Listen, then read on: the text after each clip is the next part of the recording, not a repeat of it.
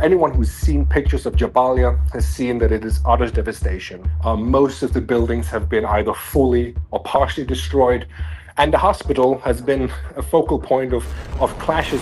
They said, he will start a war. I'm not going to start a war. I'm going to stop wars. I recognize the challenges from Ukraine to Gaza to Sudan and beyond.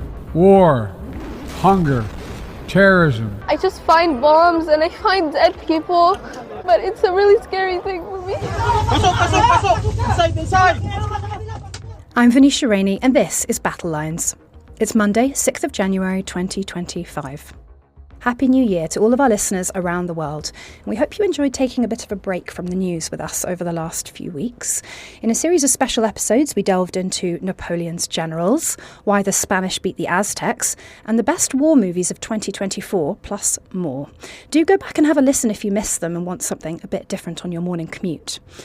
But the festive period is now well and truly over, and indeed for those in conflict zones around the world, there's been little to celebrate. Given the ongoing war in the Middle East, for the meantime we're going to continue to dedicate our Monday episodes to news and interviews from the region, including Israel, Gaza and Lebanon, but also beyond to Syria, Iran and the Gulf. Our Friday episodes will look at the rest of the world, and we'll also occasionally ask broader questions about conflict, security and defence. We'd love to hear what you think we should cover this year, so please do email us on battlelines@telegraph.co.uk or find Roland and I on social media. We'll include links to all of that in the show notes. But for now, on with today's episode, where we'll be covering Israel's hospital raids in northern Gaza and whispers of a new ceasefire deal that could see hostages released for the first time in well over a year. Plus, we'll be getting the inside track on a migrant smuggling network that reaches from Afghanistan's Herat to the French port of Calais. How do these gangs actually operate on the ground, and how much does it cost? We'll be getting into all of that and more with a journalist who infiltrated the network for the Telegraph. But first, let's start with a quick catch-up of the latest death tolls, both civilian and military, since October the 7th, 2023. Gaza's death toll is 45,854 people. The West Bank's is 807 people. Israel's is 1,822 people. And Lebanon's is 3,961 people. And that hasn't moved in a while since the ceasefire, so we will stop including Lebanon's tally from next week unless things kick off again. I want to start this first section of the episode by talking about two stark images from the Middle East that have gone viral over the last week. Both are from northern Gaza, both are from late December. One shows male staff from Kamal Adwan Hospital being led, half naked and in a single line, through a rubble-strewn apocalyptic landscape towards an Israeli checkpoint after the facility was raided and shut down by the IDF on December 27th. The other shows the back of the same hospital's director, Dr. Hussam Abu Safiya, in his white coat, as he walks through the ruins of the hospital towards an Israeli tank to be detained for interrogation. He has not been seen or heard from since then. Now, Kamal Adwan Hospital was one of the three remaining hospitals in northern Gaza, although it was barely functioning. No more. The Indonesian hospital was also raided and shut just a few days afterwards. That leaves just the Al-Auda hospital in Jabalia, also barely functioning. It's part of a broader attempt by Israel to, in its words, crush Hamas in northern Gaza. The area has been under blockade by Israel for more than 90 days, and with little exception, no aid, no food, no medical supplies, and no humanitarian visits have been allowed into the governorate. So what's going on? To find out more, I caught up with our correspondent in Israel, Jotam Confino. Welcome to Battlelines, Jotam. Can you start by telling us a bit about the rationale behind these raids that we've seen on the hospitals in northern Gaza over the last few weeks? Yeah, so if we just go back in time just a little bit to the end of December, the Israeli military launched yet another raid at one of the hospitals in Jabalia, which is located in northern Gaza. And it's called the Kamal Adwan Hospital. And it's actually a hospital that Israel has raided many times before. And they've done so because they accuse Hamas of exploiting the hospital for military purposes. So they went in again, this time around in northern Gaza. They ordered the evacuation of more than 300 people, including medical staff and patients. And they also ordered 90 patients to be relocated to a nearby hospital called the Indonesian hospital, another hospital which has also seen battles between Israel and Hamas. So the whole purpose of Israel going into these hospitals is to get rid of Hamas. That's the accusation coming from Israel's side. Of course, Hamas is denying that they're using any of these hospitals as their military bases, but at this point in the war, I think there's little doubt that Hamas is in fact using hospitals all over Gaza. In fact, it's something that has been condemned by the European Union. It's something that has been testified to by doctors who've been at the hospitals, and also we've seen the Israeli military finding tunnels underneath some of these hospitals. So after they went into this hospital, first of all, they evacuated more than 300 people, but they also arrested 240 people, which Israel said were terror suspects. Now, this is, of course, very controversial because many of these people are medical staff. And Israel has not yet released a list of all of their names and which branch of Hamas or Islamic Jihad they might belong to, but they've taken them into custody, arrested them, and they've taken also the director of the Kamal Adwan Hospital into custody, which has caused huge criticism among NGOs, human rights experts, accusing Israel of taking a doctor who's innocent and throwing him into a jail in Israel.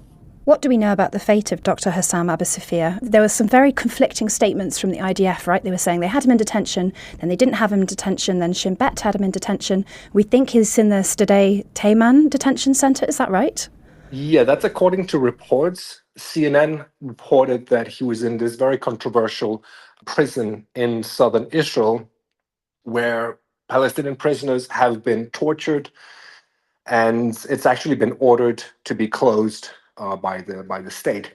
So he might be in there. We actually don't know. Israel has issued conflicting statements, like you said, about whether he wasn't arrested or he wasn't.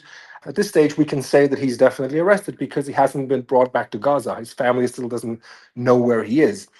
And it's caused, like I said, huge criticism. A lot of NGOs in the UN, even NGOs inside Israel, have called on him to be released. Now, why has he been arrested?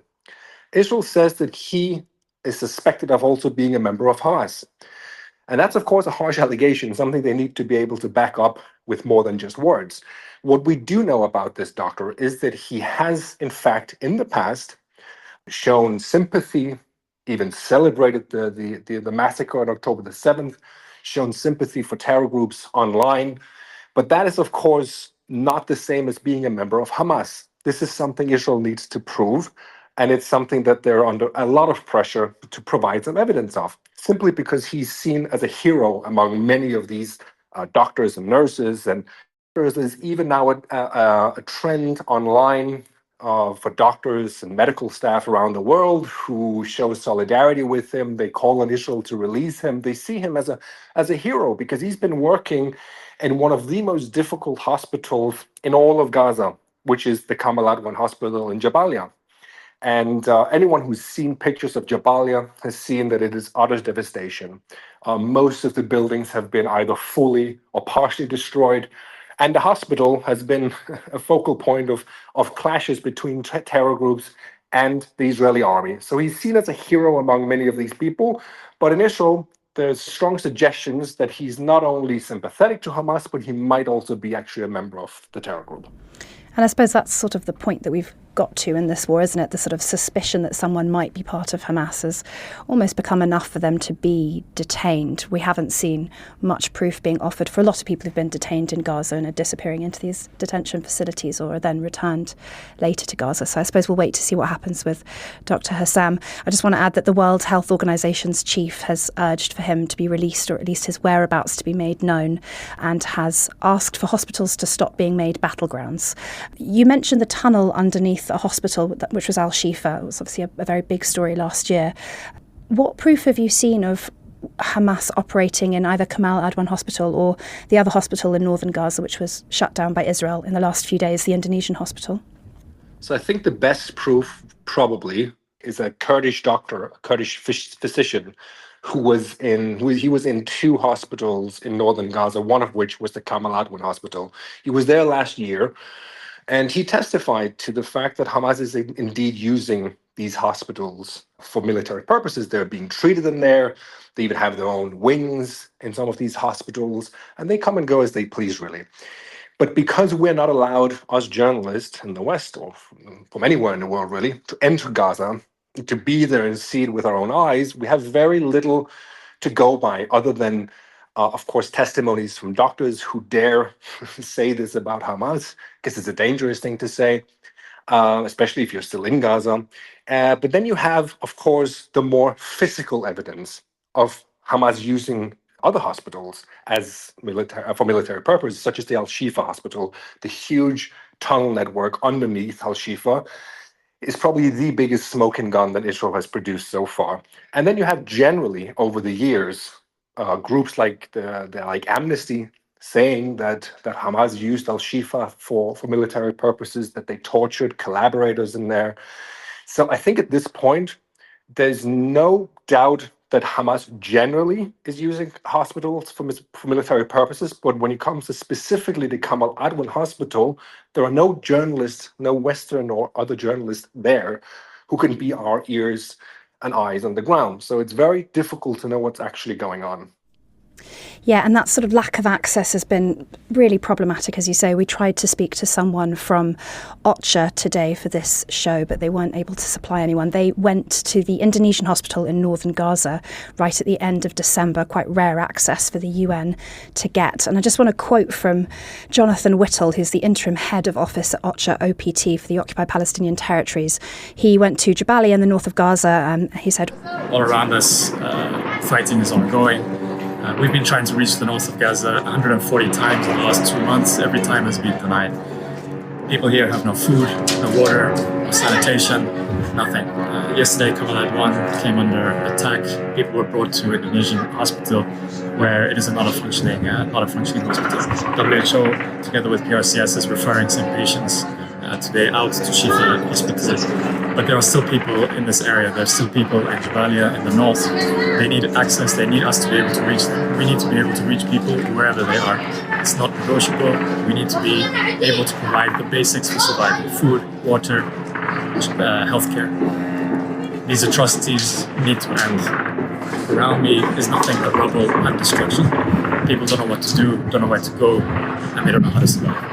Around me, there's nothing but rubble and destruction. People don't know what to do, they don't know where to go, and they don't know how to survive." They're quite powerful words, and we've had to sort of rely on NGO workers on the ground to give us these sorts of accounts because journalists, as you say, are not allowed in. I'm wondering how the Israeli government is justifying the broader picture that we're seeing in northern Gaza, in that they are clearly trying to get everyone out, which we've spoken about multiple times on this podcast before. And it looks like the shutting down of healthcare system is part of that. What's the aim behind that, and what's the discussion around that military operation in Israel like? So for Israel's perspective, it's not so much about shutting down medical facilities. It's shutting down any facility, whether it be a UN building, a school, or whatever, from serving as a playground or as a hiding place for Hamas. And from the very beginning of the war, Israel ordered everyone in northern Gaza to evacuate south. That was the first order that was given. And since then, the majority of Palestinians from northern Gaza have indeed evacuated, but there are still around 10,000 people or so, civilians, in northern Gaza, which is a lot of people. And that area is destroyed. Most of northern Gaza is really inhabitable. So for those who are still there, they live in dire conditions, as you just mentioned. It's very difficult for aid to come in for several reasons, because Israel is very strict when it comes to checking these trucks, allowing them to go into this area. And once they go in, there is a big chance that they might be looted. We've heard this over and over in the past many months, both from NGOs, but also from civilians on the ground, that these trucks with food and whatever, all of this aid, much of it is being looted by, they call it gangs.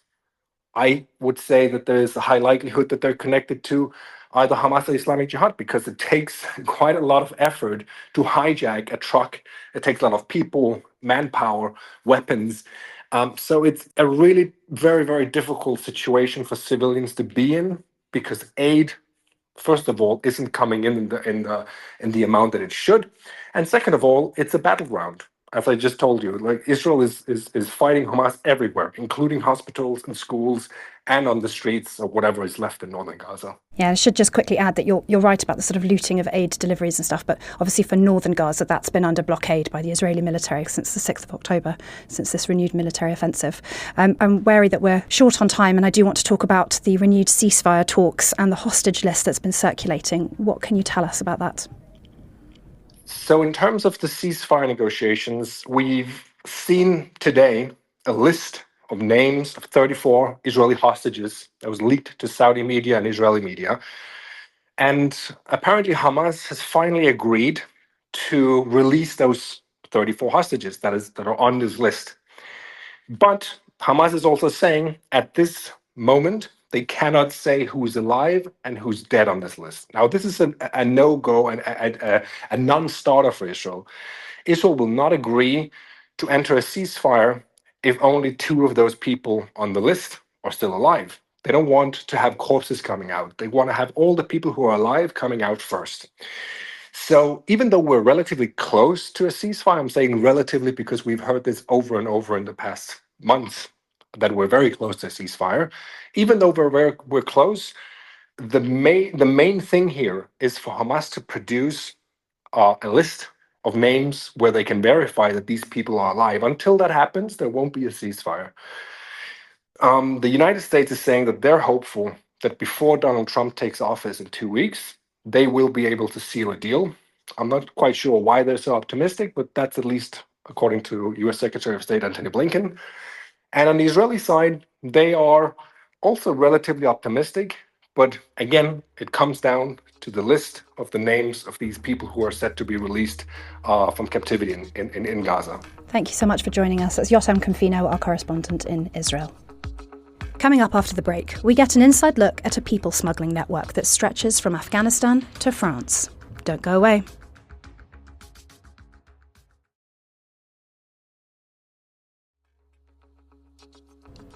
Welcome back. Over the last few weeks, our correspondent Akhtar Makoii has been busy infiltrating a people smuggling network that helps Iranians and Afghans get into Europe and the UK illegally. It's almost impossible for people from Iran or Afghanistan to get a visa to the UK through official routes, so instead they rely on smugglers. In total, it costs around £10,000 and takes several months to get from Herat to Dover. The process includes bribing the Taliban with opium, bribing Iranian forces with Scottish whisky, evading Greek coastguards, and cramming people into a Peugeot 405. I started by asking Akhtar what the route looked like. It starts from western Afghanistan and ends in Calais. And it's the journey has 7 legs, and in each leg, it's either corruption or government inaction, which makes smugglers to operate freely and do their smuggling business. It starts in Afghanistan, in western Afghanistan, a town called Herat, which shares the border with Iran. In Herat, there are some hotels. I mean, they're just claimed to be hotels. They are not really. They're smugglers' centers where people from across Afghanistan would go to Herat, and finding those hotels is not a very difficult job. You just need to go to this place, to the Darwaza Malek Square, and you will find one of these hotels.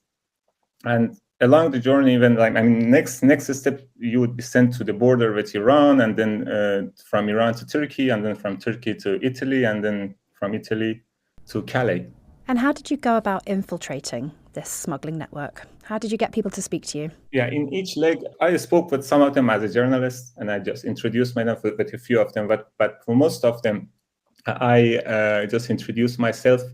For example, in Iran, I introduced myself like as an Afghan or as an Iranian. I spoke with lots of smugglers and who wished to go to Turkey. So I talked to people who had previously done this journey, and then they smuggled themselves to Turkey to find those phone numbers of these smugglers. So after finding the smugglers, I would just message them, okay, this is me. I'm in Iran. I'm an Iranian national or I'm an Afghan national. I have, 2 children and a wife, and we are wishing to go to Turkey, for example. And then they would give us a list of options. From Afghanistan to Iran, that's a pretty much easy job. These smugglers, when they run into a problem with the Taliban, they just pay them in opium, which works all the time. and from Iran to Turkey. So these smugglers would offer me two options, both depending on how much distance I need to walk for reaching Turkey, which would range from £2,000 to £2,500. And if I had children with myself, it would be more expensive, but the children price, each was between £2,000 to £2,500 for each person. Children would be half price. So then they would tell me, okay, don't worry, everything is okay. You just need to come to Tehran, to this Azadi Square. There are cars waiting for you, and then they will be taking you to northwestern city of Urumia on the border with Turkey. And then I would ask, okay, I have children with myself. What should I be worried, being arrested or what? And then that was striking. They told me, okay, don't worry, we will bribe the Iranian security forces with Scottish whiskey for you. So, drinking and production of alcoholic stuff is banned under Islamic Sharia law in Iran, and the whiskey itself is smuggled in from Iraqi Kurdistan. And after arriving, for example, now I'm in Turkey, for example, so after talking with those people in Iran and then taking me to Turkey, so then I need to find more smugglers. Pretty much easy. You just need to talk to some of those people who had previously done it. And in Turkey, we found out that most of the operation is done by 3 Afghan nationals who are smuggling people from Istanbul to Italy. And it will take 6 days, an average 6 days of travel on a boat. And they would charge me for €6,000 for each person. Again, children would be half price. In Italy, then there is this guy I need to find out called Kamanda. His nickname was Kamanda. I don't know what was his real name. So then he would arrange the rest of the journey for me to arrive in Calais. And why is the journey from Turkey to Italy? Because we don't hear about that route very often. Normally we hear about people going by boat to Greece. People I spoke with, they say the Greek Coast Guard are preventing them from arriving. They would chase them violently. They would chase these boats violently. And one of the people I talked to, he said that their boat was chased by Greek Coast Guards very violently. And when the Greeks were sure that, okay, this boat is not coming to Greece, then they let them go. It's mostly about how the Greek forces and how Turkish forces and how Italian forces are behaving with these boats arriving. And so once they get to Calais, what happens next? In Calais, they told me that's the easiest job. And I talked to people who said, you just need to hang around in Calais train station and then you will find a smuggler. They would come and approach you. I talked to a smuggler in Calais who is running his business on a small Telegram group. I introduced myself as someone with a wife and a 3-year-old child in Germany. He told me even if I need any help from traveling between Germany and Calais, he would help me.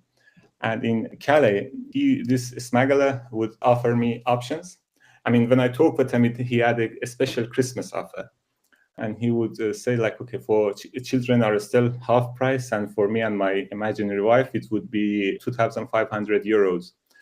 And when the story, we had another story about the offer. And then when that story went out, he saw it. And then he sort of threatened us on his Telegram group. And he said, okay, if my job was illegal, the French police would have arrested me so far. And when I was talking with him as a migrant in Germany, he would tell me, even if we run into trouble or your boat is in problem, we would just call the French Coast Guard and they will be escorting you before you arrive in Dover.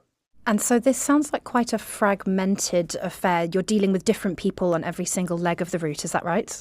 Yeah, different people, but most of them are connected with each other. And when it starts in Herat, in Western Afghanistan, these hotel owners, they get just a commission from handing me over to smugglers on the border between Iran, Afghanistan, and Pakistan. And then there would be more people. There migrants would need to travel on a day-long journey on these Toyota pickup trucks along the desert between Iran, Afghanistan, and Pakistan. And then from there, they would be handed over to another Iranian smugglers of the network. Then they would pack, more than 14, 15 people in a Peugeot 405. And then along the way, if migrants have drugs with themselves, especially between Iran and Afghanistan, they would need to pay less than what others without drugs would be paying. So, and in Iran itself, these smugglers I talked with, they knew people in Istanbul that they would introduce me to them. And then in Istanbul, they would introduce me to an Afghan national named Commander in Italy. Then he would help me sort of to escape from this camp in Italy to reach to Milan, and then he would take me a train to the Switzerland border. And then on the Swiss border, I was told that there are some Swiss students. No one knew the name of the town, but they say it's like heaven-like beautiful town on Swiss border, where these Swiss students would be charging 400 euros for each person to cross them from the border to Germany. And the rest of them, the others would be also receiving helps from the same guy, commander or any other person, to go to France and then Calais.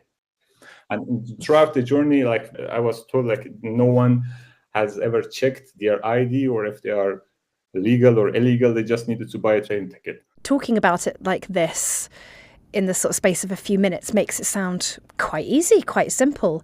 Is that the fact of it, or is it dangerous? And how long does this total journey take? I mean, it is very dangerous, especially if the two legs of it between Iran and Afghanistan and Iran and Turkey.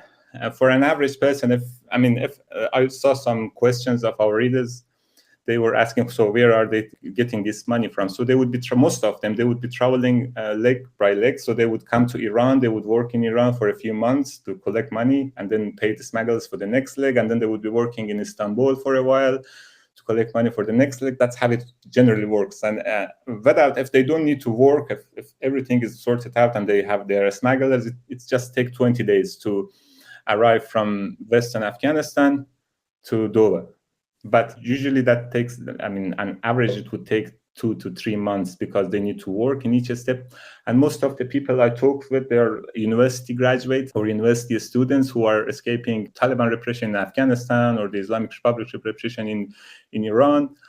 And a big part of these migrants who are arriving in Dover are just driven by desperation in the Iran country, because mostly if they had jobs in Afghanistan, if Taliban provided them with jobs in Afghanistan, they wouldn't be leaving. If Iran was providing them with jobs, they wouldn't be leaving. Do they mostly classify themselves as economic migrants then, or political refugees? Have any of them been subject to, physical abuse or detention or anything like that? In terms of Afghanistan, Afghans who are coming to Iran, like a big part of them are just for economic reasons. There is they're not escaping for repression.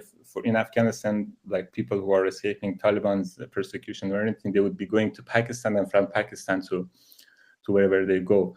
In Iran, most of them, again, a big part of them is for economic reasons, but there is also some people who are escaping the Islamic Republic for their activism. For example, many of them are leaving for Turkey, but recently Turkey is deporting them back to Iran. And Iran is also deporting lots of Afghans back to Afghanistan. They are planning to deport 2 million Afghans by March back to Afghanistan. And what about the smugglers themselves? What did you learn about them? It sounds like they were mostly Afghans from what you're saying on this route. Yeah, on this route, because I was pretending to be someone in Afghanistan and trying to reach Dover.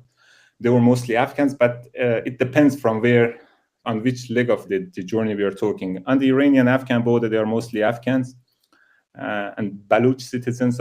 They are either living in Afghanistan's Baluchistan or Iran's Baluchistan or Pakistan Baluchistan. They are doing the business.